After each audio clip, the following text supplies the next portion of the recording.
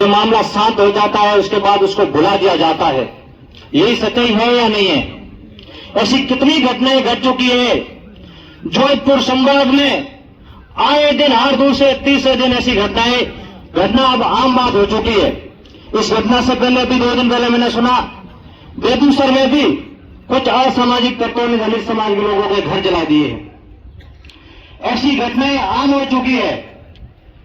आपको मालूम होगा आज से 3-4 साल पहले किसान वर्ग के भी यही हालात थे।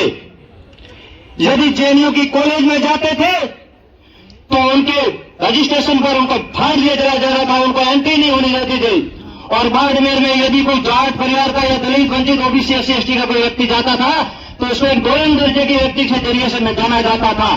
लेकिन हमारे समाज ने ईंट का जवाब पत्थर से देना सीखा तो आज हालात ये हो गए कि आज उनके सामने हम मजबूती से लड़ रहे हैं। आपको भी अपने अंतरात्मा में जाकर के अपने जमीर पर चोट करना सीखना होगा। कितनी बार आपके जमीर पर चोट हो चुकी है उसके बाद भी आप समझ नहीं पा रहे। आए दिन हत्या होती है, आए दिन मर्डर होते हैं और ये कहा जाता है कि वो मासूम थे, बेकसूर थे, बेकसूर को नहीं फंसाना चाहिए। मानते हैं, हम भी मानते हैं कि बेकसूर को नहीं फंसाना चाहिए किसी और नहीं कोई बेकसूर को फंसाया जाएगा। किसी भी जाति धर्म के लोग सारे गलत नहीं होते, लेकिन कुछ असामाजिक तत्वों के लोग हर जाति में ऐसे होते हैं। लेकिन बाबा साहेब अम्बेडकर ने भी कहा था कि जुल्म करने वाला इतना गलत नहीं होता, उससे ज्यादा जुल्म सहन करने वाला होता है। यदि मेरे समाज का व्यक्ति भी यदि किसी दूसरे समाज में गलत कर लेता है और मैं मुख्य रूप से उनका समर्थन करता हूं तो मेरे से ज्यादा घटिया कोई इंसान नहीं हो सकता है। आपको भी इस बात को समझना चाहिए। अभी 2-4 महीने पहले 1 साल पहले सामान्य राजपूत समाज की ओर से प्रदेश की राजधानी जयपुर में हीरक जयंती का महोत्सव हुआ। बहुत ही शानदार और अनुशासन का उन्होंने सामाजिक समरसता को लेकर के एक बहुत बड़ा उस ऐतिहासिक कार्यक्रम से आह्वान किया कि आज के बाद यदि आप सक्रिय हो तो किसी भी प्रकार का SC/ST या अन्य किसी भी समाज के प्रति बुनियादी तौर पर उनसे नहीं कोई घोड़ी से उतारोगे, नहीं कोई करोगे, ये सौगंध खाकर जाओ।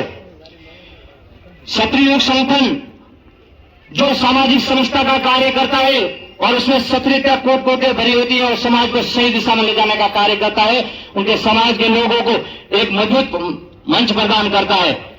यदि उस आह्वान से यदि सीख लिया होता तो शायद कोजाराम मेघवाल की हत्या नहीं होती, शायद इंद्र मेघवाल की हत्या नहीं होती, शायद जतेंद्र मेघवाल की हत्या नहीं होती। मैं किसी भी जाति विशेष को नहीं टिप्पणी करना चाहता हूं, नहीं मैं जिस समाज से आता हूं नहीं मुझे वो कहता है कि आप किसी समाज विभाजन करो। लेकिन मेरा कारण ये है कि हम सिर्फ ये जाति देख करके फिट हो जाते हैं कि मैं जो औपचारिकता पूर्ण करनी है या उनका समर्थन भी करना है। तो हमें जातिवाद, वंशवाद उससे ऊपर उठ करके एक इंसानियत के नाते गलत क्या है सही क्या है उसका सबक करना होगा। आपसे भी आगे है कि जिस प्रकार से SC/ST के वर्ग ने इतनी बड़ी घटनाएं होने के बाद भी देश में आयोजन हो रही है, उसके बाद में ये आपका बहुत बड़ा बड़पन है कि आप संघर्ष अभी भी संविधान की मर्यादा में रह करके कर रहे हो। यदि यही घटना आज किसी अन्य समाज पर हो जाती है तो क्या आज ये असर होता? क्या आज हॉस्पिटल में या फिर कलेक्टर के आगे धरना दिया जाता? मैं आपसे पूछना चाहता हूं। ऐसी कई घटनाएं होती भी है, लेकिन उसका जवाब होता है 24 घंटे के अंदर अंदर उनका न्याय मिलता है। और यहाँ पर 4-4 दिन बीत जाते हैं, एक इंसान को कत्लेआम कर दिया जाता है और कुछ लोग मुख्य रूप से समर्थन कर रहे हैं, कुछ लोग ये कर रहे हैं। इससे ज्यादा बड़ी विडंबना का विषय कोई और हो नहीं सकता है। मैं तो बस यही कहना चाहता हूं कि जातिवाद से ऊपर उठ करके गलत का विरोध कीजिए। गलत चाहे मेरी जाति का हो चाहे किसी भी जाति का हो, गलत का विरोध कीजिए, तब जाकर के सामाजिक समरसता आएगी। और बाबा साहेब अम्बेडकर ने ये भी कहा है कि कानून भले आपको स्वतंत्रता हासिल दे दे, लेकिन जब तक आपकी सामाजिक स्वतंत्रता नहीं मिलेगी तब तक आपको यही हालात में रहोगे। तो आपको कानून के साथ साथ सामाजिक स्वतंत्रता के लिए अपने आप को मजबूत बनाना होगा, इनका जवाब पत्थर से देना होगा, तब जाकर के आप लोहे से लोहा बन सकते हो।